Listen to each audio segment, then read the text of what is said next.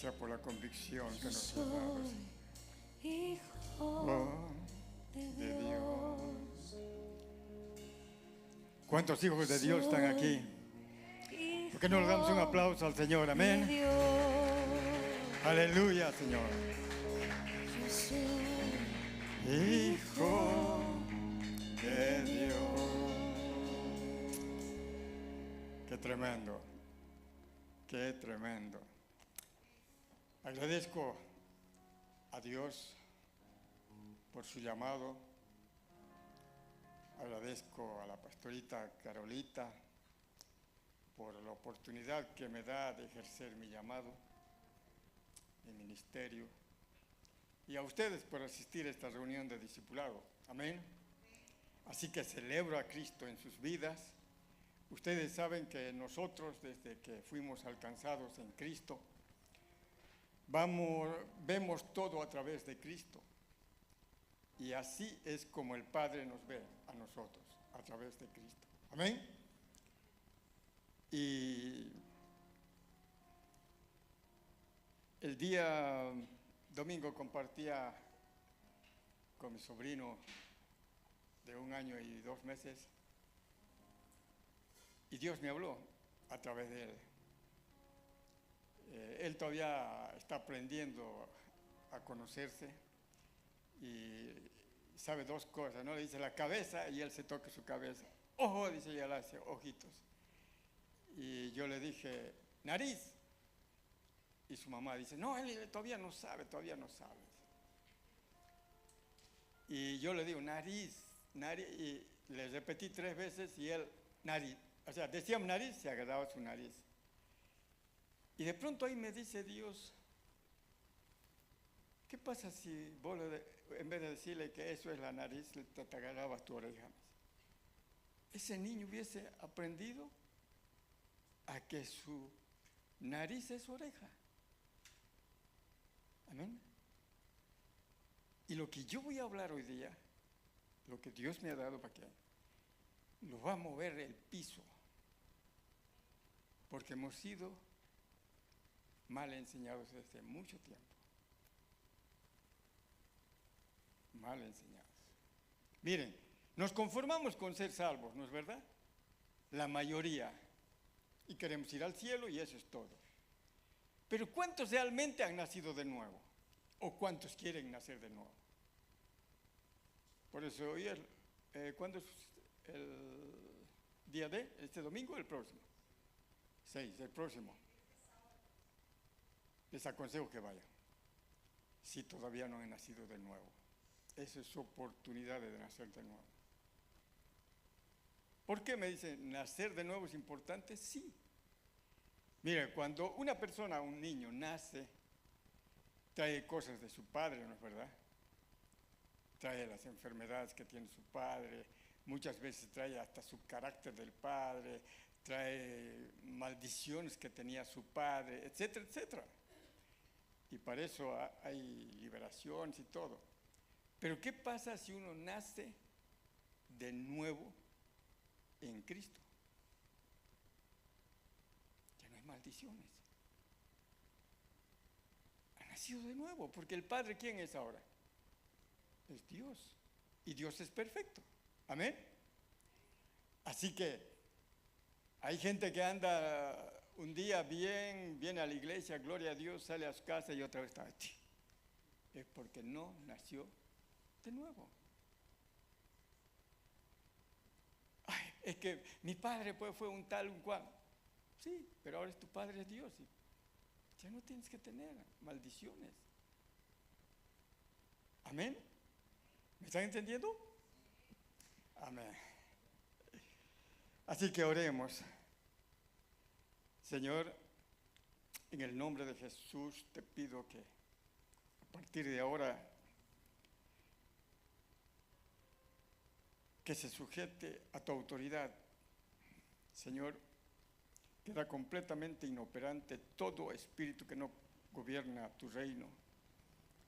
Porque hoy venimos, Dios, a que nos reveles a Cristo, a que sea revelado tu palabra, que nos reveles tu diseño eterno, tu propósito, tu corazón. Queremos ver algo eterno y divino que nos acontezca a nosotros, Señor, y que nos transforme nuestra vida hasta el fin de los tiempos, para que tu propia gloria, Señor, para el progreso del Evangelio, Señor. Padre, queremos ser impregnados contigo, Señor. Queremos reflejar a Cristo, Señor. En el nombre de Jesús. Amén. ¿Sabían ustedes que nosotros nos comunicamos en palabras, no es verdad? Pero pensamos en imágenes. ¿Se han dado cuenta? No. Por ejemplo, cuando decimos ruge el león, ¿qué te imaginas? Hasta ponemos en la pantalla, ¿no? Un león. ¡Ah! Pero eso no es lo que quería decir eso. Porque ¿cómo se relaciona? O sea, ¿cuál es su lenguaje del león? Rugir. ¿Jesús ruge? No, habla. O sea que en otras palabras estaríamos diciendo, habla Jesús. ¿Se dan cuenta? Ponemos en la pantalla un león, ¿no? ¡Ah!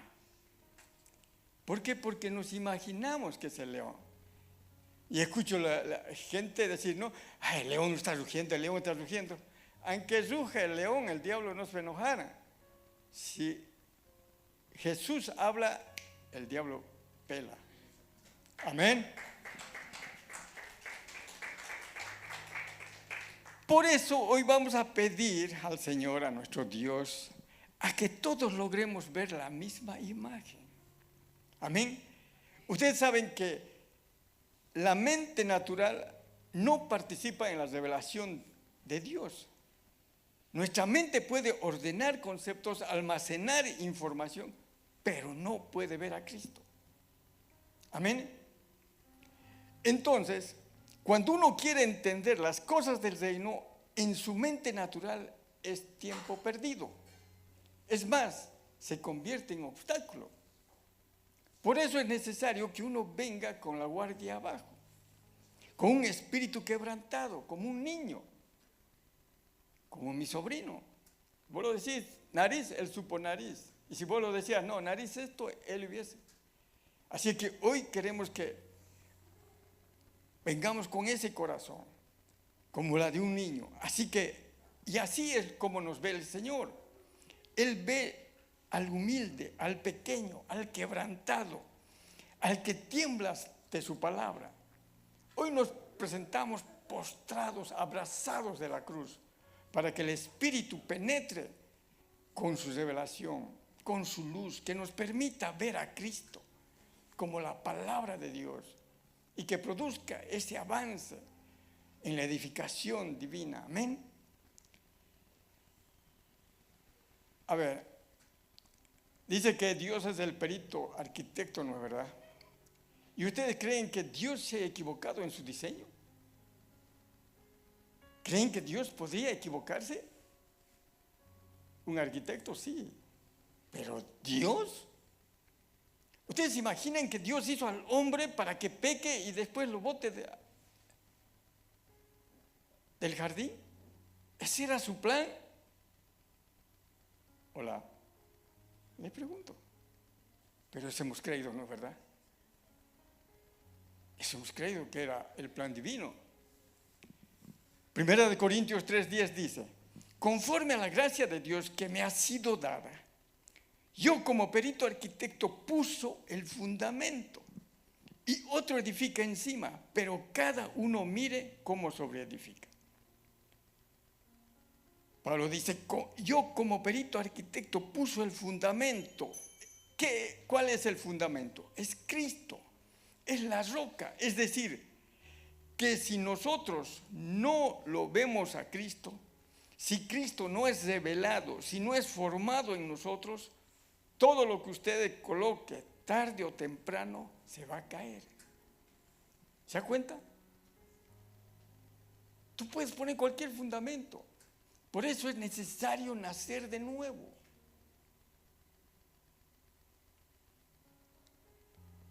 Lo que no está en la roca está sobre la arena. Y cuando se edifica sobre la arena, se cae y hay pérdida. Entonces necesitamos comprender esta revelación que Dios tiene hoy para nosotros.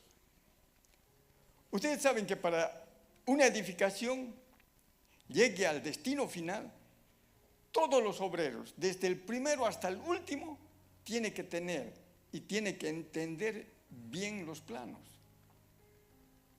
Amén. Y todos deben construir de acuerdo al plano. Porque nadie puede venir y cambiar el diseño, a menos que el arquitecto que diseñó pueda cambiarlo. Amén. Lo mismo pasa con la edificación divina. Todos estamos siendo parte de una edificación que no la edificamos nosotros. Es Dios quien lo edifica. Amén. Si no comprendemos esto, todos los edificadores trabajan en vano. Para que esto no ocurra, el fundamento tiene que estar bien puesto. Tenemos que verlo. Tiene que ser formado en nosotros. Y si vemos a Cristo, todo lo demás viene por añadidura. Amén. Por añadidura. Por eso es necesario que aprendas a ver a Cristo. Y el día de esta oportunidad, si todavía no lo has visto. Pablo tiene la experiencia de estar en el tercer cielo. Y dice que cuando él baja y dice a los apóstoles, muchachos, ¿saben? Dios tiene un diseño eterno. Y aquí lo traigo los planos.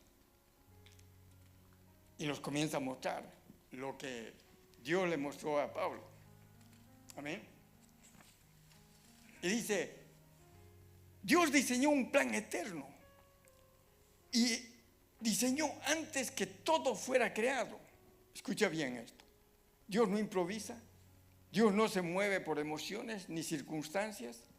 Dios siempre tuvo el diseño.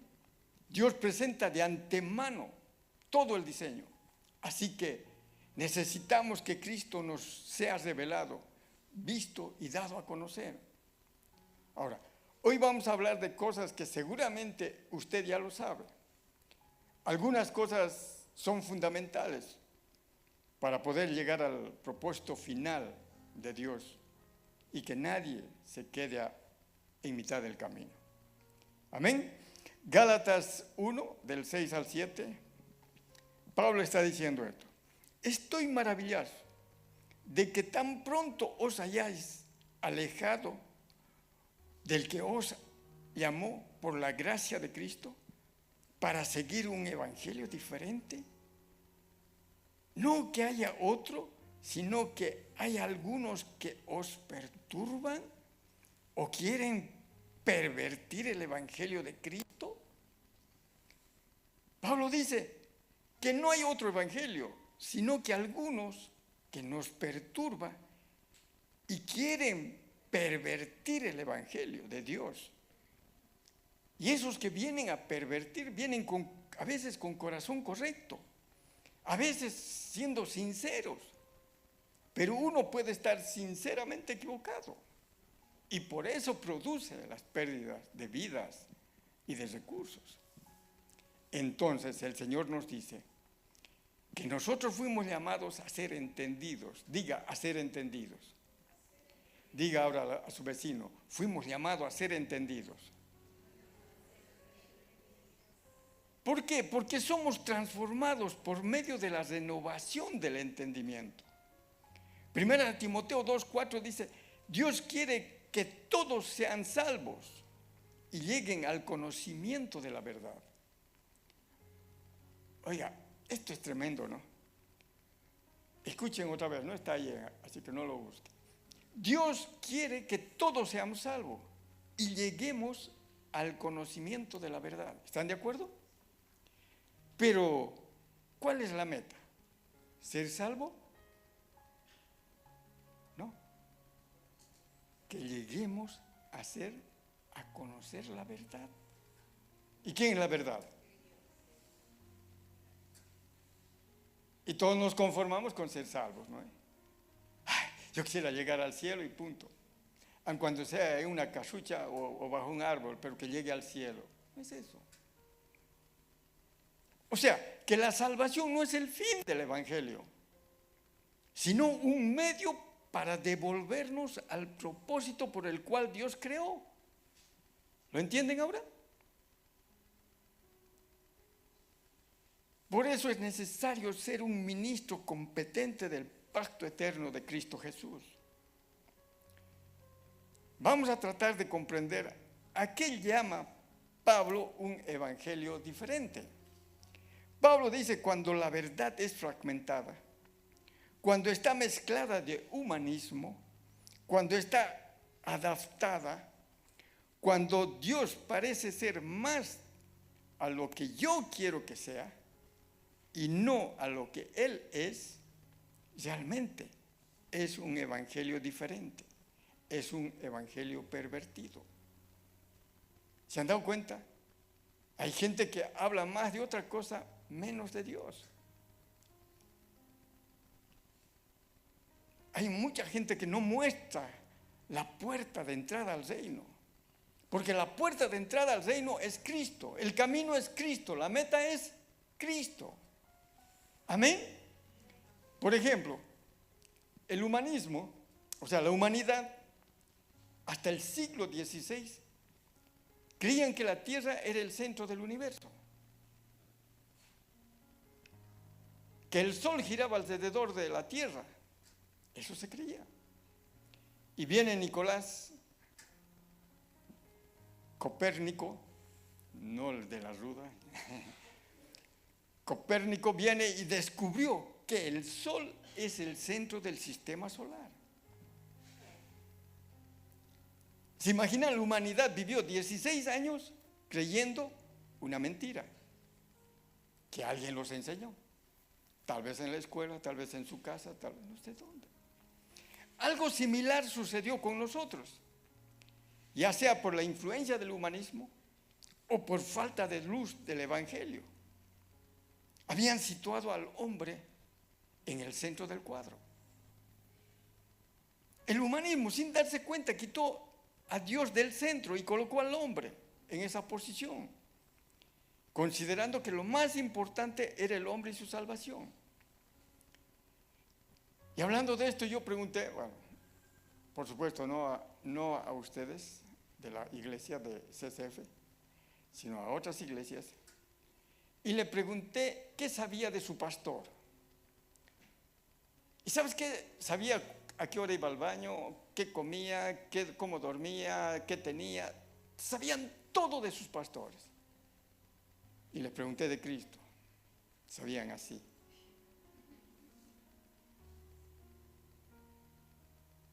Humanismo.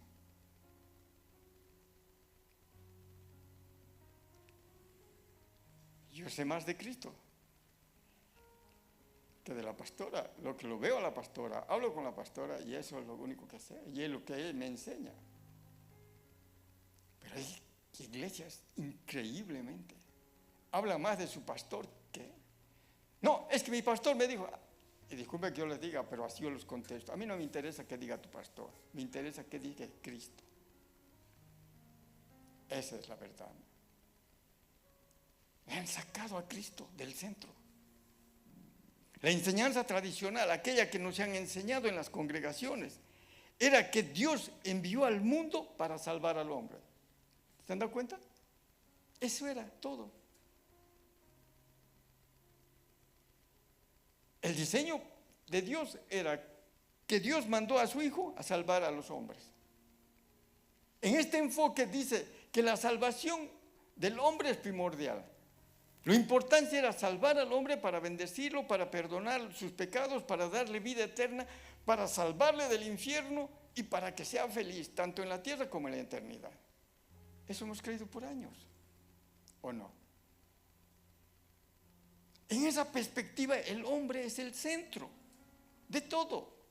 Incluso Dios giraba alrededor del hombre. Según esta concepción, la redención del hombre era el propósito de la encarnación. Es decir, que Jesús vino, se hizo hombre para salvar al hombre y bendecirlo. Ese era el concepto que tenía el diseño eterno, que nosotros creíamos. ¿Sabían ustedes que los creyentes tenemos solo dos posibilidades? La primera es que el hombre sea el centro y la segunda es que Dios sea el centro. Usted lo elige. Si Dios es el centro del universo, nos ajustamos correctamente en Él. De lo contrario, nos convertimos en el centro e intentamos que todo gire a nuestro alrededor. Esta perspectiva de hombrocéntrico o de antropocéntrico ha prevalecido mucho tiempo hasta ahora, debido a este énfasis en el ser humano, que es el eje de la obra divina. Hermanos, durante siglos se mantuvo erróneamente la creencia de que la meta final de la obra de Dios es la redención. Sin embargo, la redención es ampliamente conocida como el proceso mediante el cual, a través del sacrificio de Jesucristo, fuimos liberados del pecado y de la reconciliación con Dios. A pesar de su importancia trascendental, la redención no constituye el fin o el propósito definitivo de Dios, sino más bien un medio. Un medio. Ese medio era necesario para corregir la desviación causada por la caída de Adán y el pecado del primer hombre.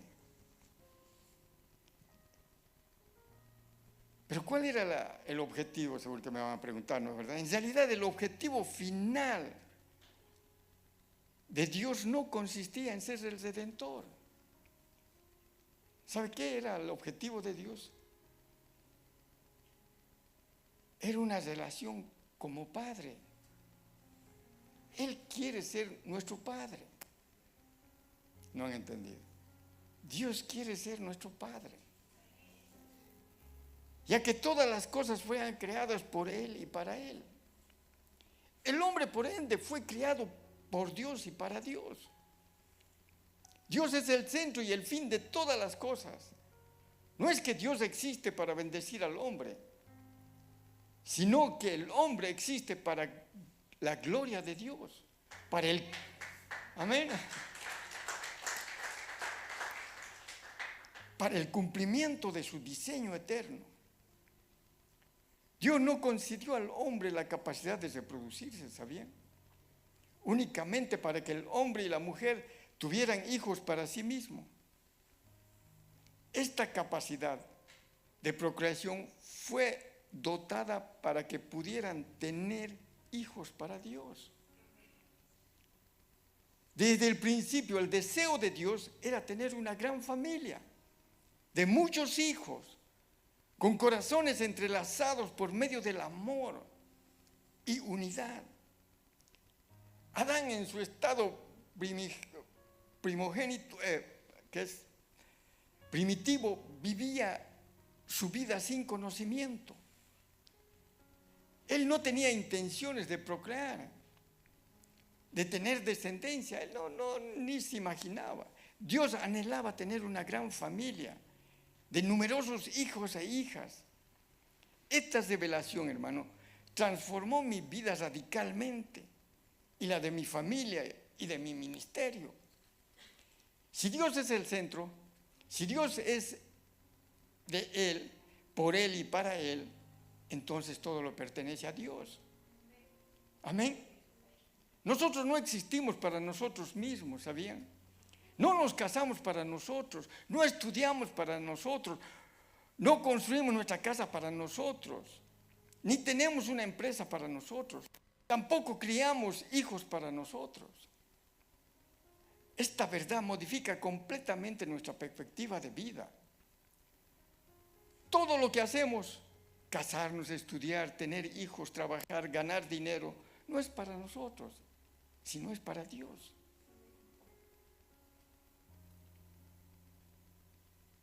Todo es de Dios, por Dios y para Dios. Si nos casamos, es para Dios. Si tenemos hijos, es para Dios. Si estudiamos, es para Dios. Si trabajamos, es para Dios. Absolutamente todo es de Él, por Él y para Él. Amén. Nada que ver, ¿no? De lo que pensábamos. Cuando nos casamos, yo y Aide, o Aide y yo, no conocíamos esta verdad. Nos casamos en el año 1994 y pensamos que la iglesia, bien, el ministerio está bien, era de Dios. Pero, ¿qué pasa con la familia? Yo quería casarme para mí, quería tener una esposa para mí. Yo no me casé pensando que lo hacía para Dios. Me casé pensando en tener una esposa a quien amarla, a quien ser amado, disfrutar de la agradable compañía de esa hermosa esposa que me dio Dios. Quería tener hijos para nosotros. Esa era nuestra visión. Pero Dios nos habló a través del apóstol Pablo en Romanos 14, 7 y 8. Que dice: porque ninguno de nosotros vive para sí y ninguno muere para sí. Pero si vivimos, para el Señor vivimos. Y si morimos, para el Señor morimos. Así pues, sea que vivamos o que muramos, del Señor somos. Cuando comprendimos esto, dijimos: Señor, ahora entendemos que todo es tuyo y solo tuyo. Todo es de ti.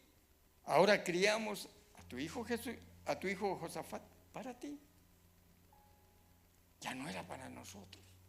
Hermano, tus hijos no te pertenecen. Dios te ha dado para que los críes para Él. Amén.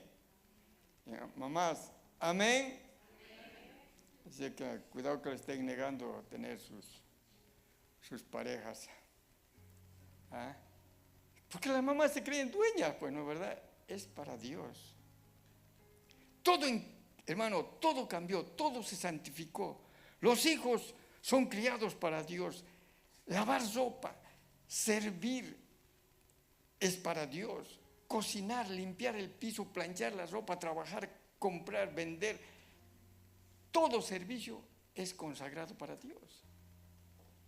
Y escuche lo que dice Zacarías, y eso es tremendo. Zacarías 14, 20. Dice: en las ollas se escribirá santidad a Jehová. En las ollas, ¿te puedes imaginar? Santidad a Jehová quiere decir consagrado para Dios. Justamente cuando nos convertimos, nos negamos a sí mismos. Es salir del centro de nuestra vida y es colocar a Dios en nuestra vida. Amén. ¿Eso lo han entendido bien cuando se convierte? Ya no eres tú, es Dios. Efesios capítulo 1 se transformó en un texto clave para entender el diseño eterno de Dios. Y los recomiendo este libro de Efesios. Léanlo, repásenlo, y ahí está todo el diseño. Y dice, Efesios 1 del 3 al 4. Bendito sea Dios y Padre de nuestro Señor Jesucristo, que nos bendijo. ¿Con cuánto nos bendijo? No escuché. ¿Con qué? Con toda. Entonces, ¿por qué seguimos diciendo que Dios te bendiga? Siempre decimos, ¿no? Que Dios te bendiga, hermanito. Que Dios te bendiga. ¿Por qué? Si ya estás bendito. Ya estás bendecido. ¿Sí o no? ¿Ah? Para que no se olvide. Es que a veces nos equivocamos en hablar. Tienes que decir que siga bendiciéndote Dios. O que añade más bendición a tu vida. Dice que con toda bendición. O sea, ¿qué más te puede dar?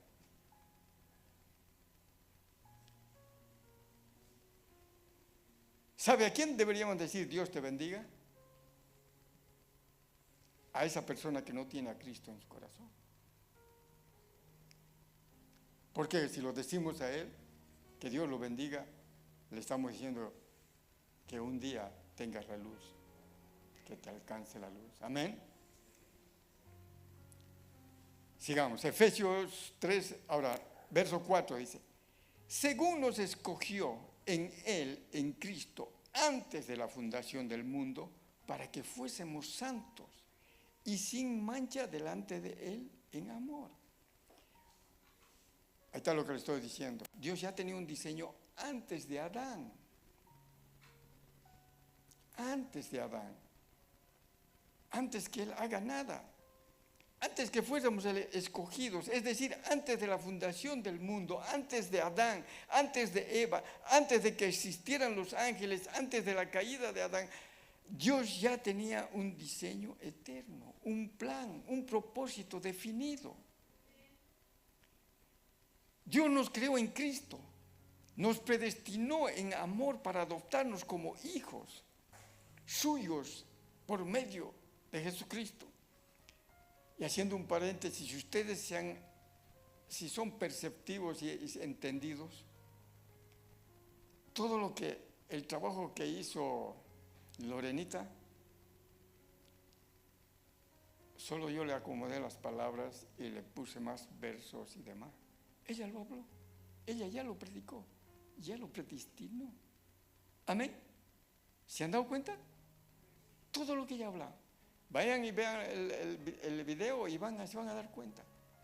Todo está entrelazado. Amén. Gloria a Dios por tu vida.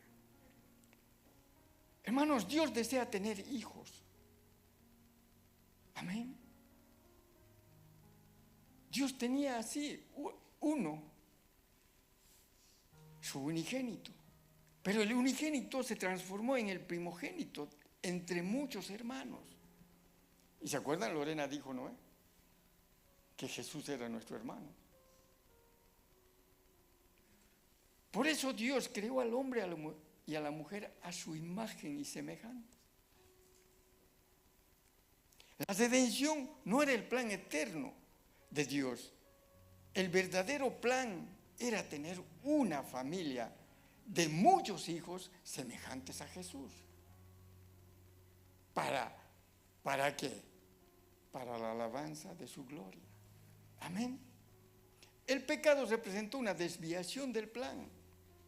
El propósito divino, la redención, solo fue un medio para corregir la desviación y reconducirnos al camino. Para el diseño eterno se cumple en nosotros. Amén. A mi hijo yo le decía, estoy estudiando ingeniería civil y le digo, cuando seas ya profesional, vos vas a diseñar o vas a calcular una estructura, un edificio, y vas a decir, ¿sabes qué? Si voy a calcular pero si se cae esta viga, voy a pensar en poner una columna aquí para que no se caiga. No ve. Cuando vos diseñas perfecto. Perfecto. Y Dios, que es perfecto y recto, lo hizo mejor. Solo el hombre tuvo que embarrarle, ¿no? Lo más significativo de este diseño eterno de Dios, el epicentro de esta revelación, es Dios como Padre. Diga al que está a su vecino, el diseño es Dios como Padre. Hermano, nos creó, nos redimió y nos bendijo con toda bendición espiritual para este fin. El diseño eterno de Dios tiene 3 objetivos. Anótese, grábelo en su memoria, ponga un chip nuevo, no importa. Primero, que seamos santos. Es decir, que seamos como Jesús. Repitamos. El primero, es decir, con fuerza, papá, que no han cenado, ahorita van a tomar café allá. Ya, primero, que seamos uno. Ya. Primero, que seamos santos, o que seamos como Jesús. El segundo, que seamos adoptados como hijos a través de Jesucristo. Amén. Justamente cantamos. ¿Se dan cuenta? Hijos. Y el tercero, que seamos uno con todos nosotros. Uno, diga uno. CCF es uno. Amén. Y eso es lo que Dios quiere. En el libro de Efesios 1:10 nos dice que Dios se propuso reunir a todas las cosas en Cristo, tanto los que están en el cielo como los que están en la tierra, en la dispensación del cumplimiento de los tiempos. El diseño eterno de Dios tiene el propósito de hacer todas las cosas son para la alabanza de su gloria y su gracia, con el fin que seamos uno en Cristo. Uno en Cristo. Fuimos creados por Dios para Dios. Nacimos porque Dios quiso que naciéramos. No nacimos para ir al infierno, sino para ir al cielo. Diga, nacimos para ir al cielo. Sin embargo, antes de tener esta verdad, la meta del cristiano era ir al cielo. Ahora comprendemos que hay algo más grande. ¿Y cuál es la meta suprema del cristiano? No es ir al cielo, sino es ser como Jesús.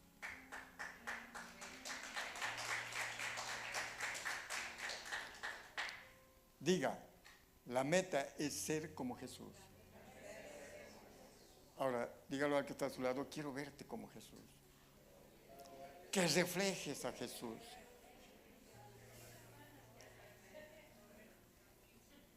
¿Qué es más grande que el cielo? Jesús. Y nosotros queremos, oiga, a veces nos conformamos. Ahí hay una torta y con una migaja, con un pan chiquitingo que nos conformamos. ¿Podemos agarrar lo más grande, lo más bello, lo más hermoso?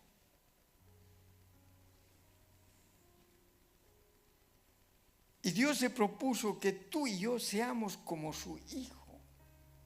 Romanos 8:29, ¿qué dice? Porque a los que antes conoció, también los predestinó, para que fuesen hechos conformes ¿a qué? No escuché, ¿a quién? Que Él sea el primogénito entre muchos hermanos. ¿Se han dado cuenta de lo que estoy diciendo? Está en la Biblia. Ahora entendemos lo que Pablo expresa en Filipenses 3:12. No que ya haya alcanzado ya, ni que ya sea perfecto, sino que prosigo para ver si logro asir aquello por lo cual fui también asido por Cristo Jesús. Asir quiere decir agarrar, atrapar, aferrarse con fuerza a aquello por la cual fuiste también asido por Cristo.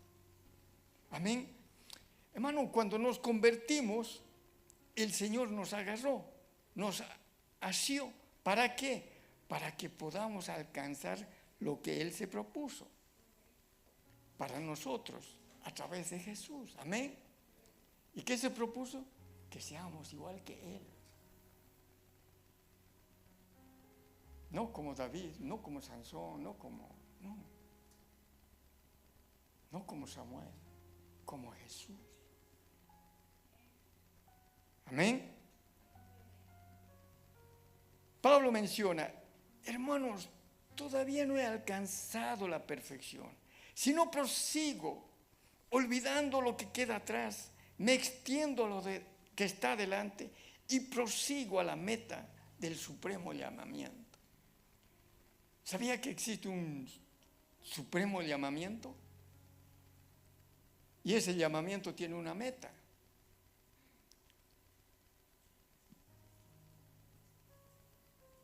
Cuando nos convertimos lo escuchamos, respondemos afirmativamente, pero a veces no comprendemos cuál es la meta. Y la meta es ser como Jesús.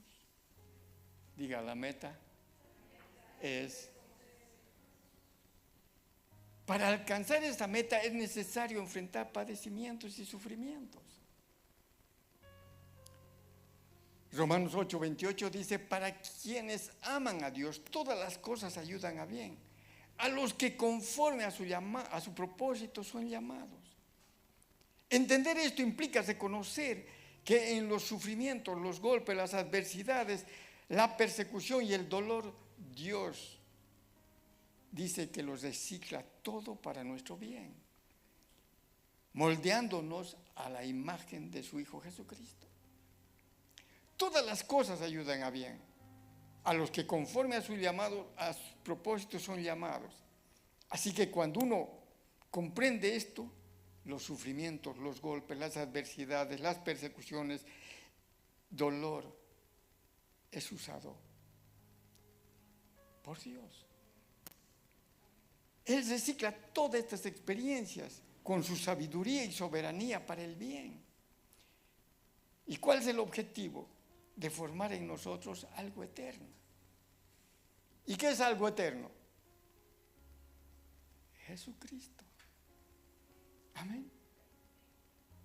Si tú estás pasando adversidades, todo, es que Dios está tratando tu vida. Y cuando caes, te vuelves a levantar, caes y vuelves a levantar, es quiere decir que te has aplazado, ¿no? Y que tienes que seguir pasando.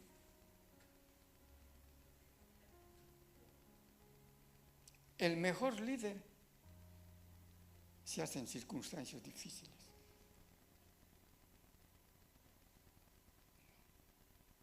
Es fácil pedir perdón a tu amigo. Es difícil pedir a tu enemigo. Ese es el temple de Jesús. Dijo: estos no saben lo que hacen, Dios, perdónalos. Que no sabían, eran eruditos de la Biblia. Y él dijo: perdónalos, porque no saben lo que hacen.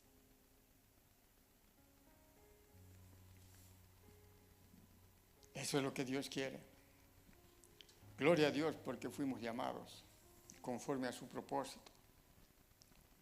Ese propósito fue establecido por Dios antes de la fundación del mundo. Dios nos conoció desde entonces y nos amó, nos predestinó a ser conformes a la imagen de su Hijo. Y nos predestinó a ser una sola familia de muchos hermanos. Así que dígalo al que está a su lado: soy mi hermana o mi hermano. Hasta la eternidad.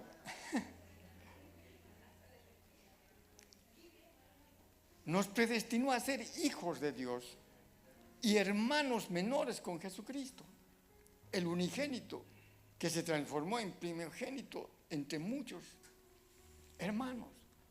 Todo lo que nos sucede en nuestra vida está bajo control de Dios y hace que todo coopere para bien, con el fin de que se cumpla en nosotros el diseño eterno de Dios. Iglesia, tú y yo necesitamos que el Espíritu Santo nos remueva, nos refresque y nos revele a Jesucristo. Por eso te invito que el 26 vayas a ese encuentro. El 6, perdón, ya le aumenté 2, el 6. Necesitamos contemplar al Padre, agradecerle por tanto amor, agradecerle por habernos creado. Estoy contento yo de existir, de haber nacido.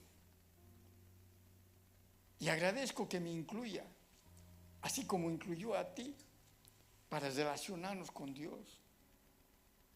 Yo agradezco que me haya puesto su amistad con la pastora Carola, con Lorenita y con todos ustedes. Yo soy un privilegiado de poder hablar aquí al frente. Y les digo de todo corazón, no con altivez de corazón, muy humilde. Si estoy aprendiendo de ustedes. Por esa humildad Dios me está dando estas revelaciones, si no estaría hablando otra cosa. Le dije a la pastora, yo tenía 2 equipos y hasta 3 manejando, y que no tenía tiempo para los miércoles. Pero hablando con mi esposa, dijo ella, ¿cuál es primero? Dios.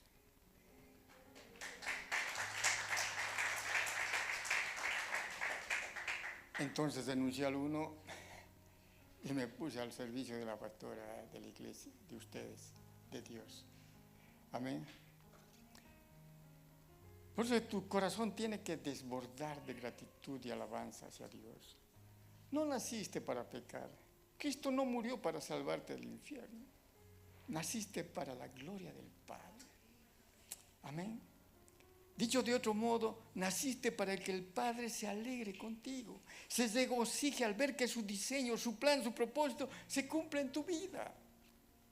Que cada día te parezca más a Jesús. Amén.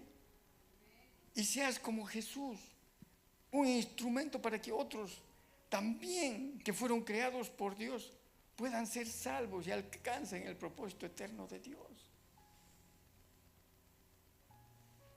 Por eso que cuando son muy pocas que yo doy consejería, pero a las que han asistido a la consejería, después que me cuentan toda su triste historia, ¿qué les digo?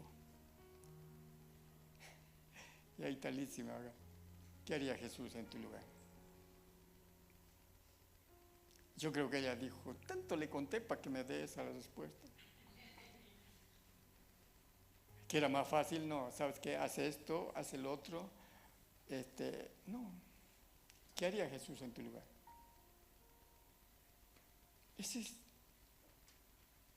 ¿Sabe qué? Esa pregunta, desde que me convertí, a los días, fue el primer libro en sus pasos. Y desde ese entonces me ha acompañado esta pregunta. ¿Qué haría Jesús en tu lugar? Si alguien me ofende, ese rato, ¿qué haría Jesús? Lo perdonaría. ¿Sabe qué? Perdón. Yo tengo la culpa. Punto. Amén. Así que póngase de pie, que ya estamos terminando. Vamos a recapitularizar, ¿ok? Vamos a dar un repaso de todo lo que hemos dicho. ¿Qué es el diseño eterno de Dios? Es lo que es lo que Dios había diseñado, planificado desde la eternidad. Es lo que Dios tenía en su corazón y en su mente. Antes de hacer todas las cosas, cuando solo Él existía, Dios tenía un diseño. Cuando todo acabe y los siglos dejen de correr, cuando entremos ya surcando la eternidad, lo único que va a prevalecer es el proyecto de Dios, ya realizado a través de los siglos y de la historia. Ese diseño eterno, supremo de Dios, se puede resumir en una sola palabra. ¿Y saben cuál es? Todo lo que hemos hablado hoy se resume en una sola palabra. Y es iglesia. Diga, iglesia. Iglesia es la palabra muy querida por Dios y muy cara para Dios, porque le costó la sangre de su Hijo, la vida.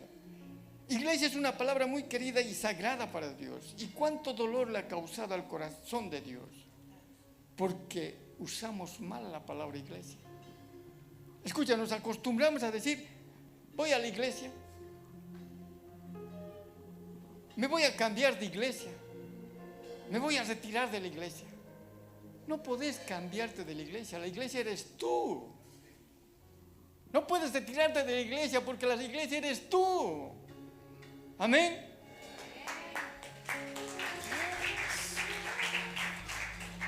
Iglesia no es un edificio, iglesias son personas, hombres y mujeres redimidos por Cristo. Son hijos de Dios, son discípulos de Jesús. Iglesia no es una institución jurídica, no es una empresa, como algunos pretenden llevar. No es un club ni una fraternidad. La palabra iglesia en la Biblia no conlleva adjetivos. Iglesia es una familia. Y por eso que me gusta CCF, Centro Cristiano Familiar. Pastor, ese nombre solo Dios lo podía haber dado. Amén. Ni siquiera es una congregación, ya que la iglesia se congrega en el Centro Cristiano Familiar. Porque si la iglesia, hermanos, simplemente sería la congregación, entonces cuando termina la reunión todos se van a su casa, o sea que la iglesia no habría. La iglesia somos las 24 horas del día, los 7 días de la semana, los 12 días del año. La iglesia está presente en la calle, en el hogar, en la fábrica, en el camino, lo mismo que dijo Lorena, ¿no es verdad? En la oficina, en el comercio, en el volante de un automóvil, en la cocina, en la facultad, en cualquier lugar que usted se imagine. Hermanos, Dios no soñó con una reunión. Dios soñó con vos, conmigo y con nosotros. La iglesia no es una congregación, es una familia. Amén. Iglesia no nació, hermano, en la mente de Cristo o de Dios hace 2000 años, o cuando envió a su Hijo. Por lo contrario, la iglesia estaba en la mente y en el corazón de Dios en la eternidad. Amén. Dios no tiene un plan B, solo uno basta. Amén. Así que espero que haya tocado tu corazón y que tú hayas podido abrir tu corazón para que Dios escriba esto, lo que hoy ha sido revelado.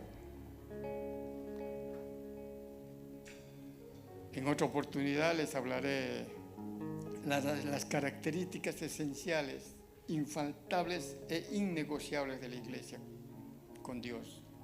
Amén. Pero eso va a ser, no sé, en mes de agosto, depende de cuándo nos programen. Amén. Así que vamos a orar. Amado Dios, te damos gracias porque ahora comprendemos el verdadero diseño eterno de Dios, Señor. Tu propósito fue que seamos como Jesús,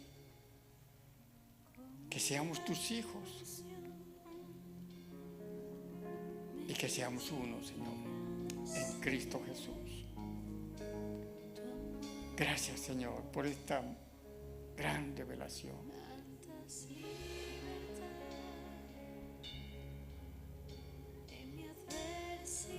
Y el diseño supremo de Dios, la meta de Dios, se resume en esta palabra: iglesia. Iglesia es Jesús. Iglesia somos nosotros, Señor. Gracias. Gracias, Jesús. Gracias, Espíritu Santo. Gracias, Papá Dios.